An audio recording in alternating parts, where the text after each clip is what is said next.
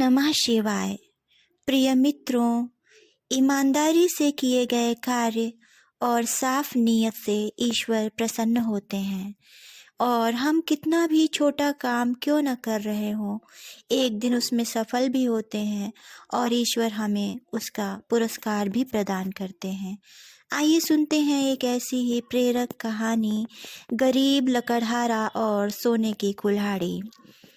सालों पहले एक नगर में कुसुम नाम का एक लकड़हारा रहता था।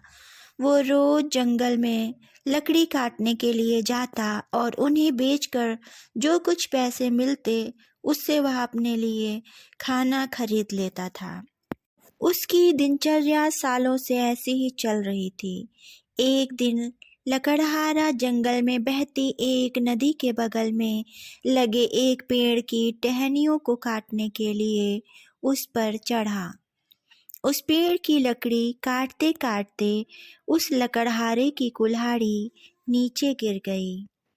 तेजी से लकड़हारा पेड़ से उतरा और अपनी कुल्हाड़ी को ढूंढने लगा। उसे लगा था कि नदी के आसपास उसकी कुल्हाड़ी गिरी होगी और ढूंढने पर मिल जाएगी। वास्तव में ऐसा कुछ हुआ नहीं, क्योंकि उसकी कुल्हाड़ी पेड़ से सीधे नीचे नदी में जा गिरी थी।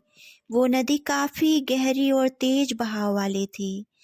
आधे से 1 घंटे तक लकड़हारा अपनी कुल्हाड़ी को ढूंढता रहा, लेकिन जब कुल्हाड़ी नहीं मिली तो उसे लगने लगा कि अब उसकी कुल्हाड़ी उसे कभी वापस नहीं मिलेगी। इससे वो काफी दुखी हो गया। लकड़हारे को पता था कि उसके पास इतने पैसे भी नहीं हैं कि वो नई कुल्हाड़ी खरीद सके। अब वो अपनी स्थिति पर नदी किनारे बैठे बैठे रोने लगा। लकड़हारे की रोने की आवाज़ सुनकर वहाँ नदी में वास करने वाले देवता वरुण देवता आ गए। उन्होंने लकड़हारे से पूछा, बेटा क्या हो गया? तुम इतना क्यों रो रहे हो? कुछ खो दिया है क्या तुमने इस नदी में? नदी के देवता की बात सुनते ही लकड़हारे ने उन्हें अपनी कुल्हाड़ी गिरने की कहानी सुना दी। नदी के देवता ने पूरी बात सुनते ही कुल्हाड़ी को ढूंढने में लकड़हारे की मदद करने की बात कही और वहां से चले गए।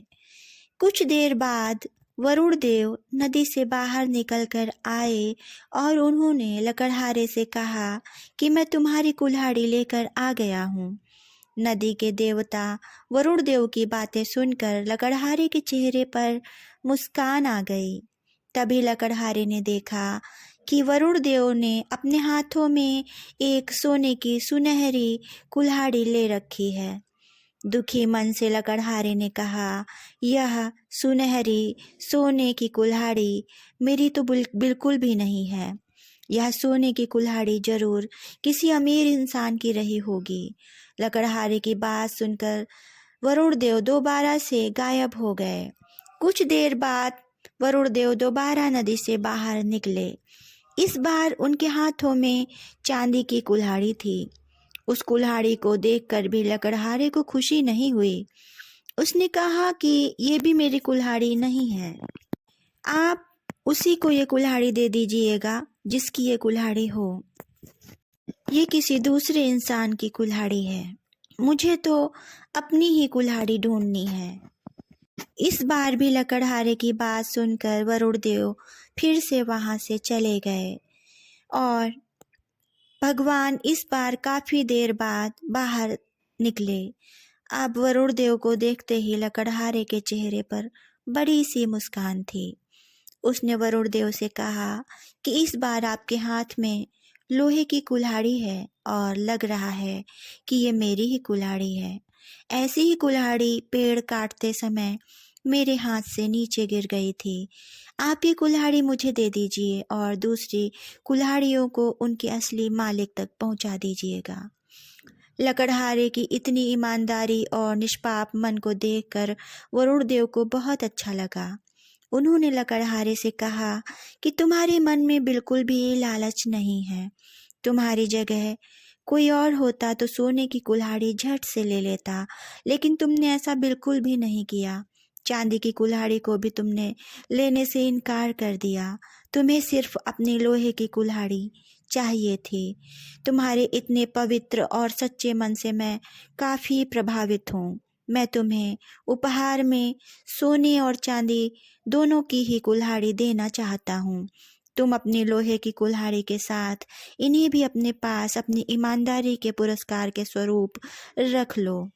ईमानदारी से बड़ी दौलत इस दुनिया में कुछ भी नहीं। लालच और बदनीयत से कोई कितनी भी कमाई क्यों न कर ले, एक दिन वह जरूर समाप्त हो जाती है और वो इंसान दुर्गति को प्राप्त होता है। लेकिन जब कोई ईमानदारी से अपनी कमाई करता है तो वो स्थायी रहती है और दिनों दिन बढ़ती जाती है। इसके साथ ही ईश्वर का प्रेम आशीर्वाद उसे प्राप्त होता है और वो प्राणी सफलता के शिखर को एक दिन जरूर छूता है।